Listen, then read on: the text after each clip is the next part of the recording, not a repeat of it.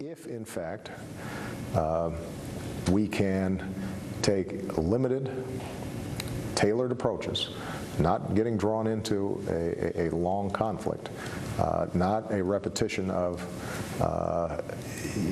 Iraq, which I know a lot of people are worried about.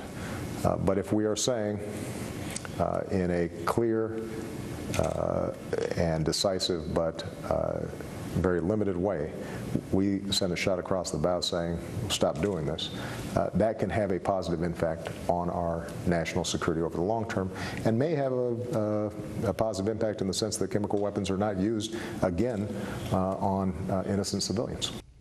Charles, to hear the president make this case, and this is really the first time we've heard him make it, it is an interesting way he's phrasing it.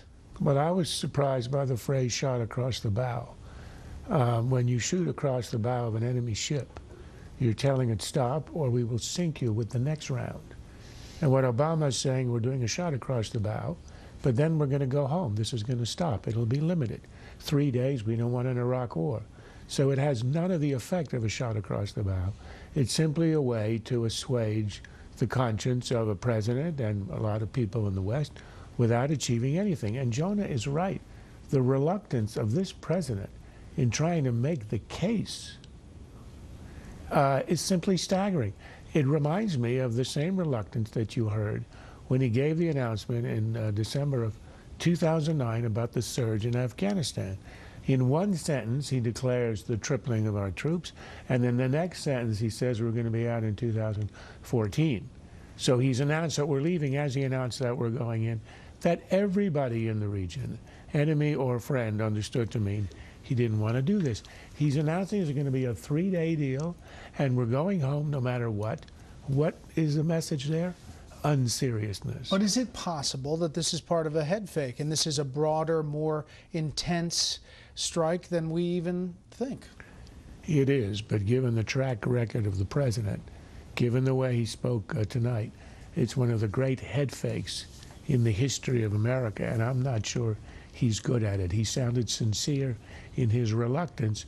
If he really is a warrior who's covering his tracks and has a very clever plan of lulling Assad into complacency, then I think he'll deserve a lot of respect. I don't think he's going to do it. Also, what I've said as chairman of the Foreign Relations Committee, if he takes the country to war in Iraq without a vote of Congress, which will not exist, then he should be impeached. House Speaker John Boehner writing a letter today to President Obama asking, among these questions, what standard did the administration use to determine that this scope of chemical weapons use warrants potential military action? What result is the administration seeking from its response? Would the sole purpose of a potential strike be to send a warning to the Assad regime about the use of chemical weapons? Would you consider using the United States military to respond to situations or scenarios that do not directly involve the use or transfer of chemical weapons? And does the administration intend to submit a supplemental appropriations request to Congress should the scope and duration of the potential military strikes exceed the initial planning? These are some of the questions from the House Speaker. We are told that there will be a briefing of congressional leaders. Charles, what about this and the growing vocalization we're hearing from Congress about this? It's a healthy demand. All the questions you raise are legitimate ones, and they shouldn't be answered in a briefing. They should be answered in an open debate in Congress. Let's review the bidding here. When George Bush involved us in the supposedly illegal wars in Iraq and Afghanistan, trampling the Constitution, as we heard incessantly from Democrats, he sought and got in the Afghan war and in the Iraq war a debate in Congress and a vote of authorization. And now what we're hearing from the Democrats with utter shameless hypocrisy is that this administration is not required to do it. Look, the main question that Boehner is asking is all of this to send a message? To which I would say, if you want to send a message, you call Western Union. You don't use Tomahawk missiles and engage in war. War is a serious thing, and that's why it should be debated in the Congress. I have a dream that my 4 little children will one day live in a nation where they will not be judged judged by the color of their skin, but by the content of their character. I have a dream today. They did not die in vain.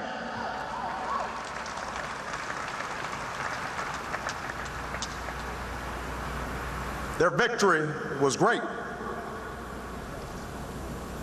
But we would dishonor those heroes as well. To suggest that the work of this nation is somehow complete. The arc of the moral universe may bend towards justice, but it doesn't bend on its own. Quickly chime in. I noticed that Clarence Thomas wasn't invited. And I just thought, again, you know, Republicans had a session this Monday at which they had people talking, including Bob Brown, who was an aide to Dr. King, talking about Republicans and the Civil Rights Movement. Somehow Republicans have been excluded from today's celebration. Yeah, but there's some reporting that there were invites and that some of them did not show up, but we'll try to get to the bottom of that.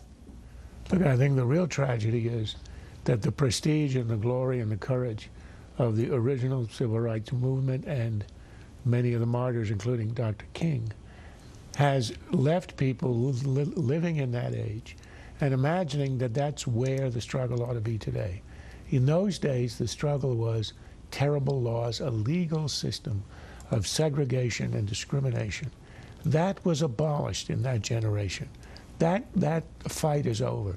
The idea that it's now the voter ID law, I heard one speaker said, in the past the problem was the men in sheets who did all of this and wearing hoods on their heads, and now it's people in black robes who strike down the Voting Rights Act.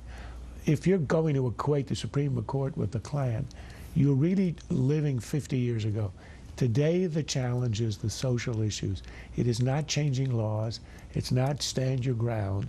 It is the breakup of the family, and it is the terrible education that young people in the ghettos are subjected to, which ruins their lives from the beginning, and in which Democrats, particularly the teachers' unions, are complicit, and they simply will not face that fact.